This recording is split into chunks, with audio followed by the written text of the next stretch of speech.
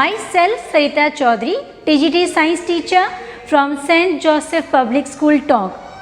Children, in our previous video, we started chapter number 2 of science, which is components of food. And in the previous video, we studied about the one nutrient, that is the carbohydrate. What is it, its composition, what are its types, हमने study किया था. And how we can check the presence of carbohydrate, starch especially in a food diets. In a today's video, we are going to study in detail about two more food nutrients. Those are proteins and fats. Let's start this video with the introduction of the proteins. Students, proteins are the complex compounds. हमने carbohydrate में पढ़ा था कि carbohydrates are being composed of carbon and hydrogen and oxygen, but proteins they are constructed from the carbon, hydrogen, oxygen and sulfur and nitrogen. All these elements, they combine to each other in a fixed ratio to make certain proteins. Students, proteins are simple language, they are called as the body building foods. जैसे हमने carbohydrate के बारे में पढ़ा था, carbohydrates were energy giving food, they provide us energy. In the same way proteins are called as body building foods. अब इनको body building foods क्यों कहा है? आपने अपने प्रीवियस क्लासेस में, जूनियर क्लास में पढ़ा होगा that the basic building blocks of our body are the cells. बहुत सारी एक जैसी सेल्स combined होती हैं to make tissues, they combine to make organs and then systems and then complete organism is being formed. So basic building block हमारे body के क्या हैं? सेल्स हैं. उन सेल्स की ग्रोथ, उन सेल्स की मेंटेनेंस, उनकी repairing of damage cells, that all work is being done by these proteins. That's why they are called as the body building foods. ये हमारी बॉडी में ग्रोथ में हमें हेल्प कर रहे हैं, बॉडी के मेंटेनेंस में हेल्प कर रहे हैं एंड रिपेयर कुछ वॉन टॉन सेल्स हैं, टिश्यूज़ हैं डैमेज जो हो रहे हैं, उनको भी रिपेयर करने का वर्क करते हैं. So the protein rich diet, it is very essential for growing children as well as for the old age persons and sick people. Growing children के लिए प्रोटीन की रिक्वायरमेंट इतनी ज़्यादा क्यों बताते हैं? Because the age in which you are right now, अभी जिस एज में आप लोग हैं, आपकी बॉडी अभी ग्रोथ कर रही है, तो ग्रोइंग बॉडी को तो बहुत ज़्यादा प्रोटीन रिच डाइट लेनी पड़ेगी. जो सिक पीपल होते हैं वो जल्दी से they can get well soon, वो जल्दी से अपनी डिजीज़ को क्योर कर पाएँ, इम्प्रूव कर पाएँ, उसके लिए उनको प्रोटीन की रिक्वायरमेंट पड़ती है. चिल्ड्रन, प्रोटीन जो हम कंजप्शन करते हैं, जो हम डाइट ले रहे हैं, खाना खा रहे हैं, उसमें कितना प्रोटीन होना चाहिए per day, that all depends upon certain criterias. It depends upon the age. Growing age children को बहुत ज़्यादा रिक्वायरमेंट होगी प्रोटीन्स की. बिल्कुल जो छोटे बच्चे हैं उनको इतनी ज़्यादा, इन्फेंट्स को इतनी ज़्यादा रिक्वायरमेंट नहीं है प्रोटीन की. एंड जो पर्सनस हैं, it depends upon the sex. Males, they need more protein in the comparison of the females because of the muscular work which they do. उनकी जो body structures है, muscles की जो growth है, उसके लिए उनको ज़्यादा प्रोटीन की रिक्वायरमेंट होती है. and it depends upon the work which we do. जो आपके पहलवान होते हैं, बॉडी बिल्डर्स होते हैं, उनको बहुत ज़्यादा प्रोटीन इनटेक करना पड़ता है बॉडी को बिल्डअप करने के लिए. तो हमें फूड के अंदर कितना प्रोटीन इंक्लूड करना चाहिए वो डिपेंड कर रहा है कि हमारी एज कितनी है, हम मेल फीमेल किस सेक्स से बिलोंग कर रहे हैं, what kind of physical activities we are doing. जो बिल्कुल ओल्ड एज पर्सनस होते हैं, like we can say around the age of 60 और 65 एज के जो पीपल हैं, they also need to intake proteins, but along with the protein they need to do a lot of exercise also, ताकि उस protein को properly consume कर सकें वो अपनी बॉडी के अंदर. Children, these proteins they are of two types. दो टाइप के प्रोटीन्स होते हैं. They are the plant proteins and animal proteins. Clear हो रहा है वर्ड से ही कि प्रोटीन जो हम इनटेक करेंगे वो हमें किन किन सोर्सेज से मिल रहा है. If the protein foods which we are intaking they are obtained from the plant sources, उन सोर्सेज को हम क्या बोल लेंगे? Those proteins are called as plant proteins. Example of plant proteins are wheat, pulses, soybean, all different kind of nuts, especially जो ground nuts है, they are very rich source of the proteins. And ground nuts they are very cheap also in the market, बहुत easily available हो जाती हैं, हर class के category के people they can easily purchase it. तो इसीलिए ground nuts they are called as the poor people's protein, उनको जनरली हम कहते हैं कि जो पुअर फैमिली से बिलोंग करते हैं वो भी इजीली ग्राउंड नट्स को ईट करके अपनी बॉडी की प्रोटीन नीड्स को फुलफिल कर सकते हैं, रिक्वायरमेंट्स को। Children, there are the animal proteins also which are obtained from the animal sources. Examples of animal proteins are milk, eggs, cheese, fish, curd, etc. So अगर ऐसे कोई बच्चे हैं जिनको मिल्क पसंद नहीं है, जिन्हें कर्ड पसंद नहीं है, students from today itself you should start eating it. जब भी आपकी मम्मा आपको रिकमेंड कर रही हैं आपको मिल्क लेना है, कर्ड लेना है, वो लेना चाहिए because your age is the growing age. आपको बहुत ज़्यादा प्रोटीन की रिक्वायरमेंट है ताकि आपकी बॉडी प्रॉपरली ग्रोथ कर सके। Let's the next point which we should discuss in this topic, that is the test, presence of test. अब क्या कोई ऐसी कैटेगरी है जिससे हम चेक कर सकते हैं कि whether the food stuff which we are eating that contains proteins और नॉट? तो उसके एक सिंपल टेस्ट होता है चिल्ड्रन।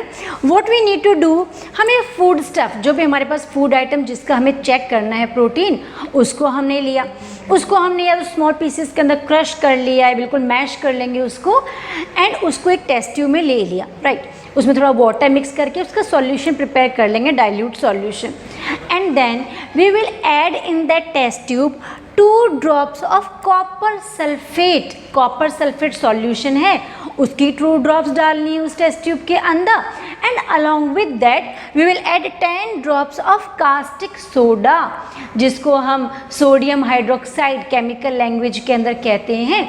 कास्टिक सोडा की 10 ड्रॉप्स डाली। If the color of that test tube after adding all these substances in that turns into the blue color, अगर blue colour वहाँ पे अपीयर होता है, that means there is the absence of protein, वहाँ पे protein present नहीं है। But अगर वहाँ पे that color of the test tube that turns into the purple color, so purple color is an indication कि वहाँ पे प्रोटीन प्रेजेंट है। Students, there are certain food items which are having a lot of protein and कुछ ऐसे food items भी होते हैं जिसके अंदर प्रोटीन का अमाउंट थोड़ा सा कम, लो प्रोटीन फूड आइटम जिनको हम कहते हैं, जैसे एप्पल हैं, टमाटोज़ हैं, राइस हैं, उनमें प्रोटीन प्रेजेंट तो है but the amount of protein is very less. अगर हम 1 मीडियम साइज एप्पल ले रहे हैं, अगर हमने 1 कप ऑफ स्लाइस्ड एप्पल अगर लिया है तो that only provides a 0.2 gram of protein, सिर्फ इतना ही प्रोटीन वो हमें प्रोवाइड करवाएगा। So that's all about the proteins. Let's come to the next nutrient, that is the fat. Students, fats are called as energy giving foods. अब हमारे पास 2 type के न्यूट्रिएंट्स हैं which provide us energy, carbohydrates and fat, they both provide us energy, but दोनों में difference क्या है? Carbohydrate provide us less energy in the comparison of the fats. Fat जो हैं वो बहुत हायर अमाउंट में हमें एनर्जी प्रोवाइड करवाते हैं कार्बोहाइड्रेट्स के कंपैरिजन में। बट दूसरा डिफरेंस क्या है? Carbohydrates can be easily absorbed by our body. हमारी बॉडी कार्बोहाइड्रेट्स को ईजीली एब्जॉर्ब कर लेती है, यूटिलाइज कर लेती है, बट फैट्स को यूटिलाइज करने में उसको थोड़ी सी प्रॉब्लम क्रिएट होती है। It takes lot of time to utilize the fats to you gain the energy from it. So these are the 2 differences between the carbohydrates and the fats. Carbohydrates से हमें lesser amount of energy मिलेगी, fats से we get the higher amount of energy. Carbohydrates are easily utilized in the body to obtain energy, but fats they are not so easily utilized in our body to obtain energy.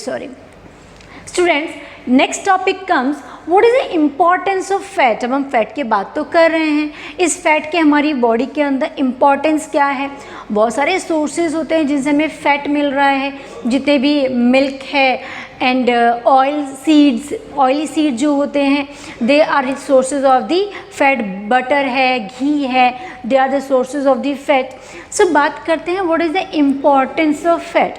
Students, ये जो fat है ये अगर हमारी body के अंदर जाके, जो आउटर लेयर ऑफ स्किन है इसके अंदर जाके जब ये डिपॉजिट होता है तो it holds the heat of our body, ये हमारी बॉडी की हीट को इजीली बाहर नहीं निकलने देता, जिससे हमें सर्दियों में बहुत ज़्यादा सर्दी नहीं लगेगी अगर हमारी बॉडी की हीट अंदर ही रहेगी, इजीली बाहर नहीं निकलेगी तो, right. And second importance is जो आपके पोलर रीजन के एनिमल्स हैं, पोलर बेयर्स होते हैं, पेंगुइन्स हैं, उनकी बॉडी में स्किन के नीचे बहुत सारा फैट होता है and that helps them to survive in those extreme cold climatic conditions, वो उनको उस कोल्ड से प्रोटेक्ट करने का काम करता है।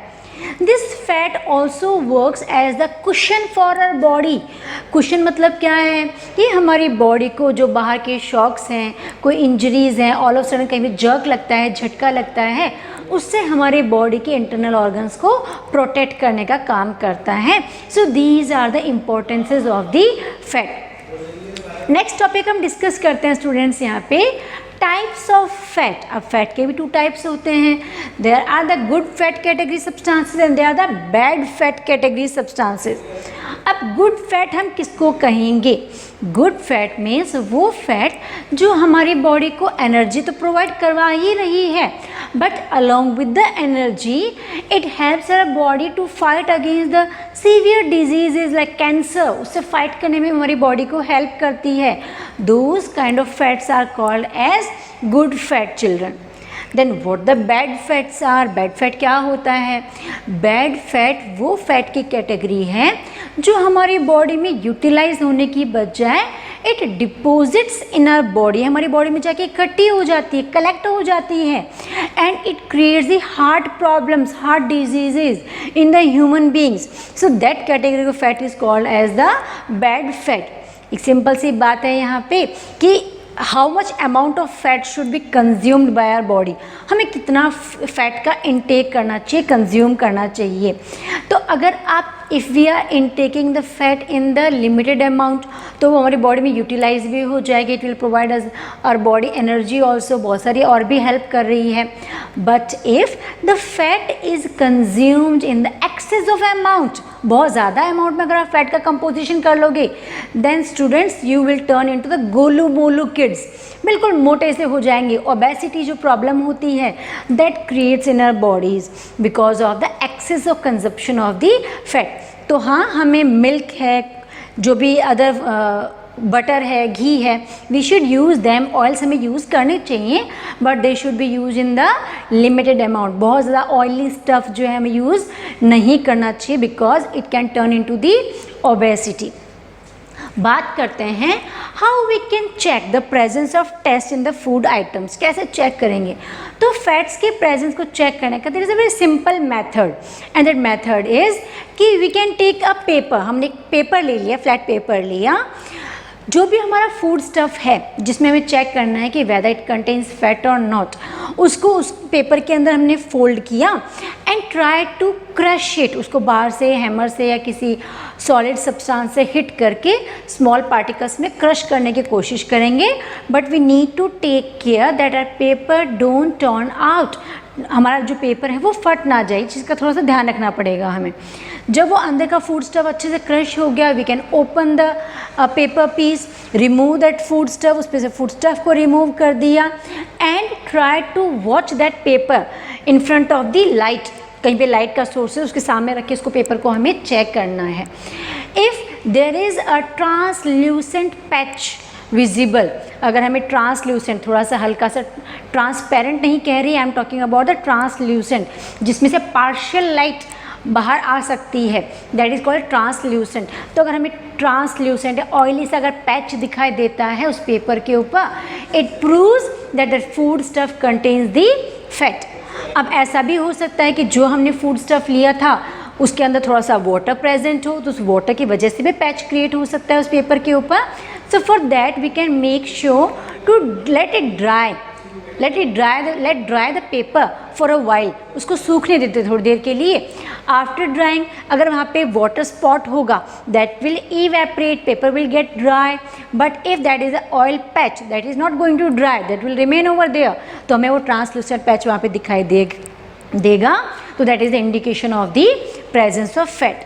In our next video children, we will study about the more nutrients, their importance in foodstuffs and their presence. How can we test? Till then, thanks for watching.